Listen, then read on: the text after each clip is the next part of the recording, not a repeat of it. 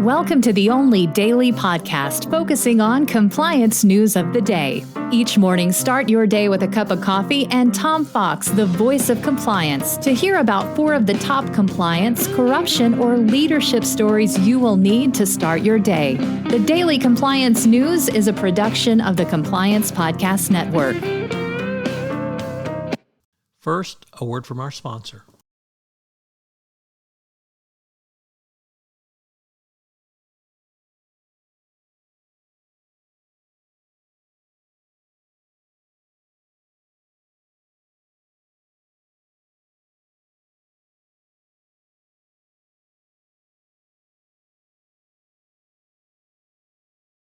The Daily Compliance News for April 21, 2022, the Stericycle FCPA Enforcement Action Edition.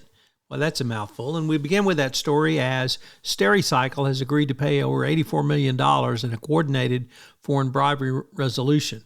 It includes United States, Brazil, and Argentina.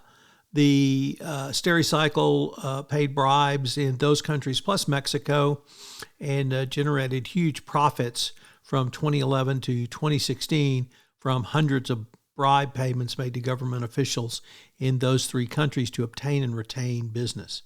A very large fine, a monitorship required, some incredibly damning information found in the DOJ Press Release on it. The company clearly had a culture of corruption and allowed this to go on for many years. And to top it off, it didn't self-report. Next up from the Wall Street Journal, have you ever wondered why, as a compliance professional, you need to pay attention to social media? Well, Lucky Charms, yes, that Lucky Charms, the cereal, is finding out, as it is under investigation from the Food and Drug Administration, because more than 100 people have filed complaints saying they experienced nausea, vomiting, and diarrhea after eating Lucky Charms. As bad as that has been, it's nothing compared to the social media outrage and outpouring on mobile apps, online reviews, and consumer protection websites that is just sending the company into a complete nosedive. So it has amplified what people have complained to the FDA about. Next up, Amazon illegally fired a worker from its Long Island facility for engaging in protected organizing activities, claiming in a trumped-up charge he was fired for cursing on the job. It shows the continuing fight by Amazon to avoid any type of unionization, legal rights, or workers exercising their legal rights. So another black eye for Amazon. They disagree with the decision and say they will appeal.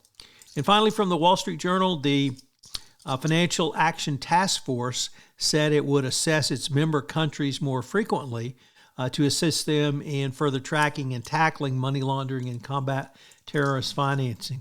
This comes to us from Mingy Sun, the Risk and Compliance Journal, and FATF is a key component in the overall AML and terrorist financing international fight.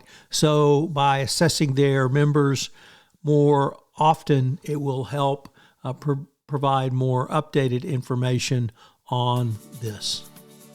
The Daily Compliance News is a production of the Compliance Podcast Network and a proud member of C-Suite Radio. Thanks so much for listening. I hope you'll join me again tomorrow.